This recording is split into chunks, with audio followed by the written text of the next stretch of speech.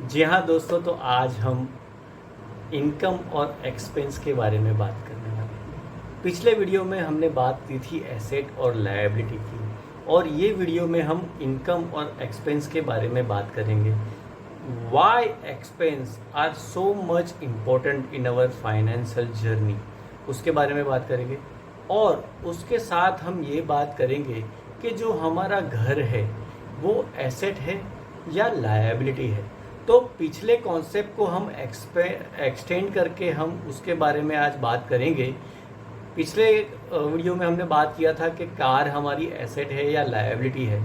ये वीडियो में हम बात करेंगे जो हमारा घर है वो हमारा एसेट है या लायबिलिटी है। तो एंड तक देखिएगा, आपको बहुत कुछ सीखने को मिलेगा। और ये मेरी चैनल सब्सक्राइब कीजिएगा, तो ऐसे अच्छे अच्छे वीडियो मैं आपके लिए बनाऊंगा जिसके आपकी लाइफ काफ़ी आसान हो जाएगी। तो चलिए दोस्तों शुरू करते हैं। जी हाँ दोस्तों, तो इनकम और एक्सपेंस के बारे में बात करते हैं। अगर आप एक अच्छी खासी जॉब कर रहे हैं और उसमें आपको एक अच्छी खासी सैलरी भी मिल रही है, लेकिन वो सैलरी का आप क्या करते हो वो ज़्यादा इम्पोर्टेंट रहता है। अगर आप जो भी सैलरी आपकी आती है वो सारा आप खर्चा कर देते हो, जस्ट लाइक दिस। अगर मैं आपका फाइनेंशियल स्टेटमेंट अगर आप देखें तो it will look like this. यानी सपोज आपका 50,000 सैलरी है जो आपके इनकम में आता है और आपका 50,000 का एक्सपेंस है, तो फिर ये बहुत ही सीरियस मामला हो जाएगा, क्योंकि आप जो भी पैसे कमा रहे हो वो आप पूरे के पूरे खर्च कर रहे हो। मैं ये नहीं कह रहा हूँ कि आप यानी कोई उड़ा दे रहे हो, I am not using that word, but आप पूरा खर्चा कर दे रहे हो। और ये खर्चा जो आप कर देते हो वो आपको ऐसा लगता है कि वो मैंने अपने नीड पे खर्चा किया है या कोई प्लेजर एक्टिविटी में आपने खर्चा किया है।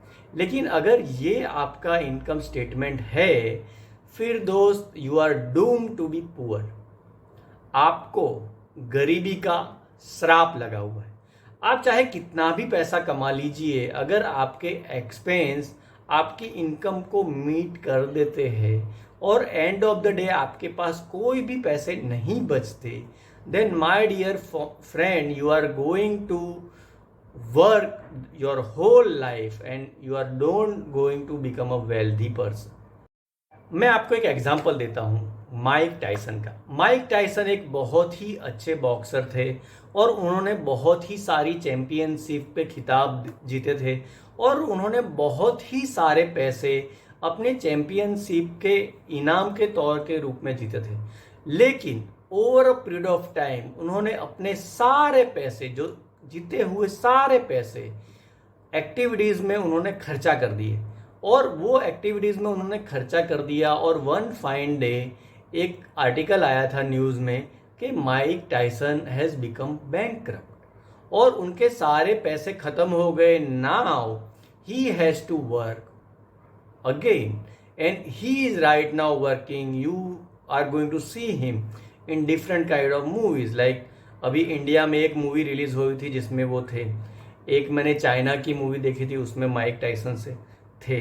तो उन्होंने सारे पैसे अपने खर्चा कर दिए, तो at the end of the life उनके पास कोई भी पैसे नहीं बचे।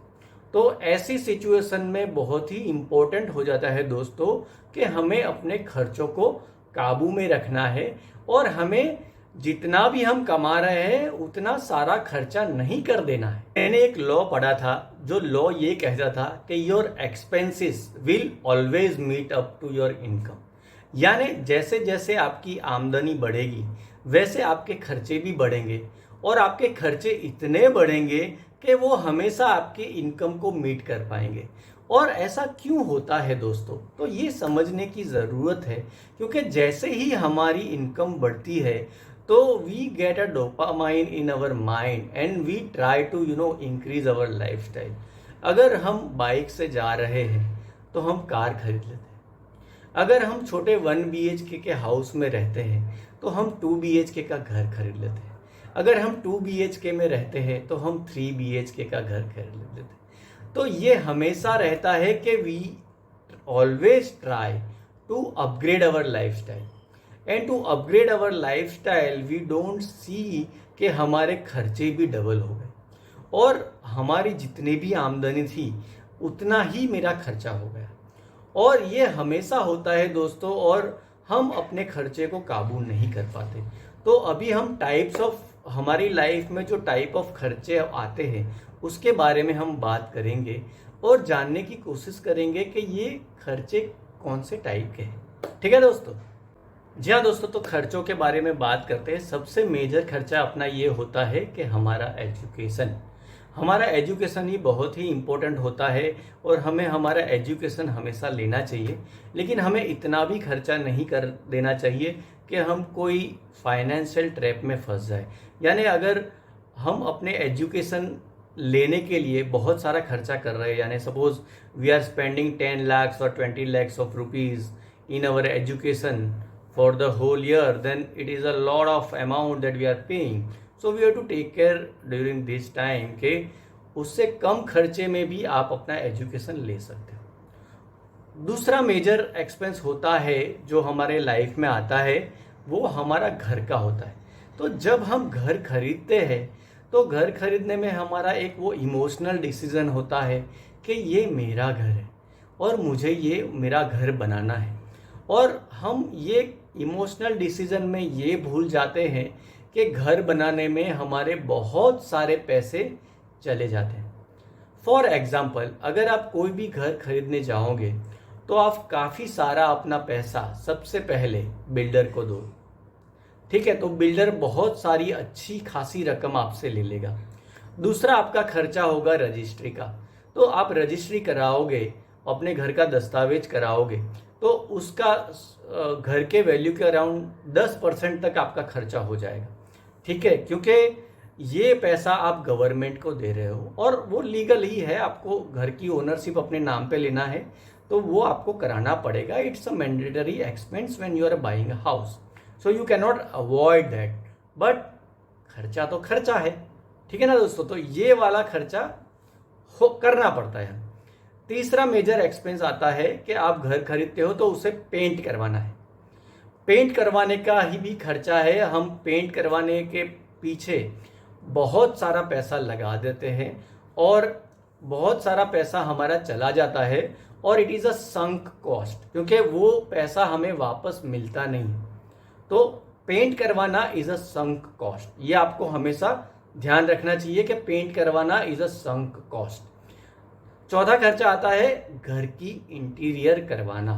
तो घर खरीदने के बाद हम उसका इंटीरियर करवाते हैं और ऐसा अच्छा खासा इंटीरियर के पीछे खर्चा कर देते हैं। और अभी आप देखेंगे तो इंटीरियर में हमारा करीबन 10 से 12 लाख रुपए पूरे चले जाते हैं और ये मेजर एक्सपेंसेस हो जाते हैं। उसके बाद हमारा आता है टैक्स का, क्योंकि अगर घर हम खरीद रहे हैं तो उसका हर साल कोई ना प्रॉपर्टी टैक्स तो लगेगा, तो टैक्स का खर्चा भी रिकरिंग एक्सपेंस हमारा आएगा।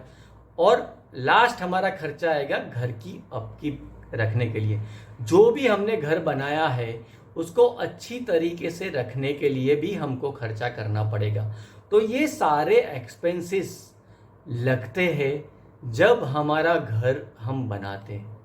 तो इतना सारा करने के बाद मेरा आपसे ये क्वेश्चन है कि पिछले वीडियो में हमने ये बात की थी कि कार इज़ अ एसेट और car is a liability.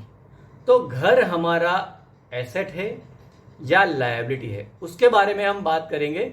And तक रहिएगा, बहुत ही मजा आएगा। जी हाँ दोस्तों, तो हाउस हमारा जो घर है जो हम अपने पर्सनल कंजम्पशन के लिए यूज़ कर रहे हैं, वो एसेट है या लायबिलिटी है? क्योंकि आपका पैसा आ रहा है या आपका पैसा जा रहा है। मैंने पिछले वीडियो में बताया था, अगर पैसा आ रहा है तो वो एसेट है, और अगर पैसा जा रहा है तो वो लायबिलिटी है। और घर में मैंने जो अभी बताया आपको, बहुत सारा पैसा हमारा हमारे पॉकेट से बिल्डर के पॉकेट में जा रहा है, गवर्नमेंट के पॉकेट में जा रहा है, पेंटर के पॉकेट में जा रहा है, इंटीरियर डिज़ाइन में जा रहा है और प्रॉपर्टी टैक्स भरने में जा रहा है। तो बहुत सारा पैसा हमारा हमारे पॉकेट से दूसरों के पॉकेट में जा रहा है, उसका मतलब ये हुआ कि हाउस इज अ लायबिलिटी। और ये बहुत ही बड़ी लायबिलिटी है, क्योंकि ये बहुत सारा पैसा हमारा हमारे पॉकेट से दूसरों के पॉकेट में जा रहा है। तो जब भी हम घर खरीदते हैं, हमको ये ध्यान रखना है कि ये हम लायबिलिटी बाय कर रहे हैं और इसको हमें अपकीप और रिनोवेशन और उसका बहुत ज़्यादा मेंटेनेंस करने में बहुत ज़्यादा खर्चा होने वाला है। तो we have to keep our liability smaller. जितनी हम हमारी लायबिलिटी छोटी रखेंगे, उतना हमारा नेटवर्थ बड़ा बनेगा। तो नेक्स्ट वीडियो में हम बात करेंगे कि नेटवर्थ क्या है, नेटवर्थ को हम कैसे बढ़ा सकते हैं, इनकम, एक्सपेंस, एसेट, लायबिलिटी, इन चारों को मिला के हम हमारी नेटवर्थ को कैसे बढ़ा सकते हैं। तो मेरी चैनल आप देखते रहिएगा और सब्सक्राइब कीजिएगा। आपको बहुत अच्छे अच्छे वीडियो मैं बना के लेके आऊँगा और उससे आपका फाइनेंशियल नॉलेज काफ़ी सारा बढ़ेगा। Thank you very much.